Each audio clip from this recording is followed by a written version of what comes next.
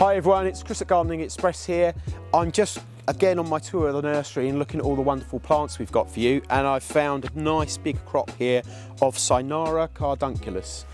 You can eat this plant, so what happens is you tie up these leaves and it makes fresh young tender shoots in the middle, which are picked and blanched and eaten as a vegetable. It's quite unusual sort of vegetable. I think it's more one you might find in Mediterranean cuisine, traditional Mediterranean cuisine.